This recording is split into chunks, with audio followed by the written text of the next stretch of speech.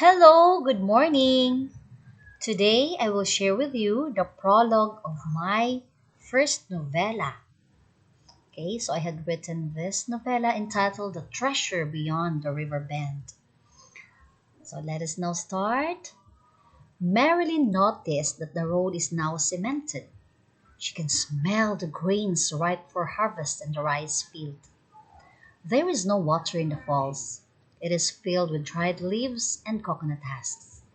She smiled to herself as she remembered the rocky road, which is very slippery during rainy season. When you reach home, your slippers would seem to have grown heels because of the mud it accumulated. While looking at the golden rice stalks, Marilyn can see herself harvesting the rice. It was 9 a.m. when she reached the riverbank. The riverbank is dominated by big rock formation. There is a wide expanse of stage-like rock where party folks used to assemble during special occasions, swimming in the wide Bañadero River. She sat on one of the big rocks near the water, resting her tired feet. In times like this, you can find the women washing clothes and the men trying to catch fish, and the children diving in the libdong. A libdong is a deep part of the river where one can enjoy swimming. Marilyn used to be part of this throng. She reminisced the old days while looking at the towering trees and wild flowers. Marilyn realized that until this moment, she cannot identify the names of these trees, which had been her refuge during childhood. She heard her parents calling some trees naga, but she does not recognize which tree was that. Most of the wildflowers in the riverbank is called asin-asin. These are tiny flowers that look like little santan but with small, rounded edible fruits which tastes sour. Marilyn recalled her experience of being lost in the forest. It was the river that helped her find her way back home.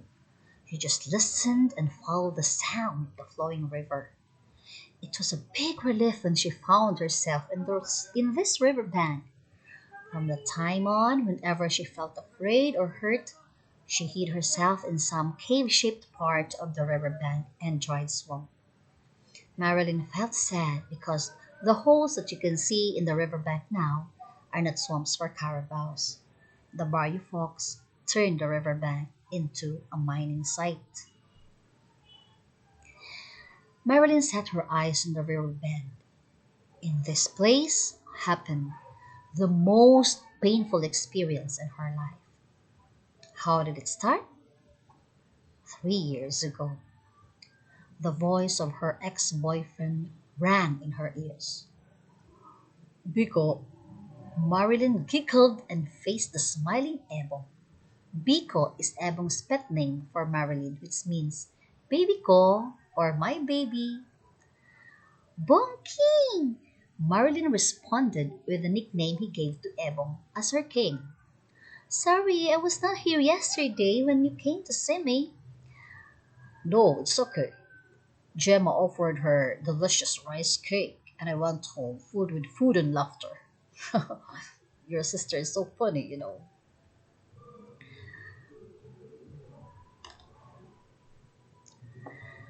Right you are. There is no dull moment with Manay. She is also a gift in cooking. She can cook on any food and you will get addicted to her delicious dishes. It's one of the things I miss whenever I'm away, confessed Marilyn. Do you miss it more than me? Ebon asked Marilyn while holding her right hand. Of course not. I miss you every hour, every minute. Marilyn retorted, cupping Ebon's right cheek with her free hand. By the way, I have decided to enroll in master's degree this year. I will be able to come home monthly, but don't worry, I will try my best to come home at least quarterly. So, you have made up your mind. I thought you missed me every second, every hour? Marilyn could sense the acerbity in Ebong's question.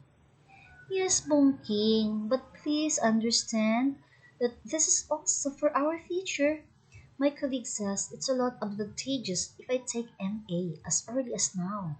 I won't be able to focus on my research when I have children on my toes, pleaded Marilyn. Okay then, but make sure that we'll see each other every quarter.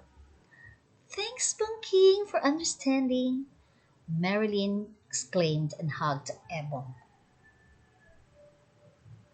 Though difficult, Marilyn managed to cope with her situation. From Monday to Friday, she worked at Novella Technical College as home economics teacher. Every Saturday, she would go to the Best M. Scott for her master's course and had her church choir practice in the evening. She would spend her Sundays after the Mass buying her supplies, preparing her lessons, and the instructional materials that she will be using for 1 week. 1 month passed without seeing her family and boyfriend. It was her first time to be away from her family for a long time. Each night before going to bed, she wished that there would be cell phone coverage in their place. She couldn't communicate with her loved ones and it made her feel lonely and alone. On the second month of being far from them, Marilyn used the social media to ease her sadness. She was able to get in touch with her old friends. Most of them were not in Masbate anymore, but she's happy to find new friends in Facebook.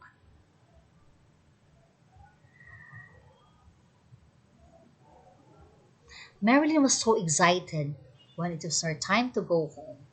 There were a lot of habal-habal at Pedro. Habal-habal is the motorcycle that bring passengers to far-flung areas like Polog. When she alighted from the habal-habal, Marilyn greeted the women who are gathered in front of Nanasita's sari-sari store. The women just smiled at her. As she was about to go towards their home, she heard a woman who spoke in a low voice saying, Remate. Remate is a Manasbate expression, which is like, now you're dead.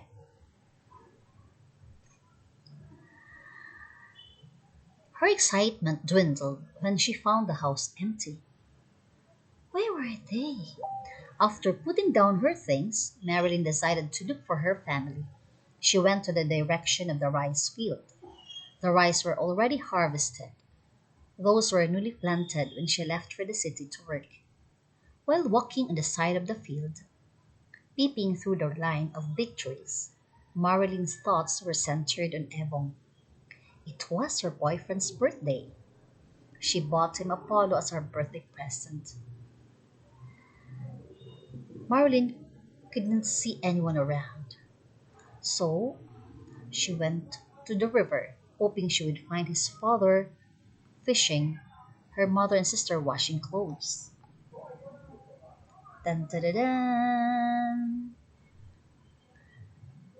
She could hear the rushing water while going down the river. At about 10 meters from where she stood, she recognized Ebon's dog at the river bed. She thought of surprising Ebon, but she was the one who got surprised. She was about 2 meters away when she heard Ebon's laughter. He was talking to someone. She peeped over the big rock covering the libdom, and there she saw Ebon holding her sister. Gem's legs were intertwined with Ebon, and they were staring at lovingly at each other's eyes.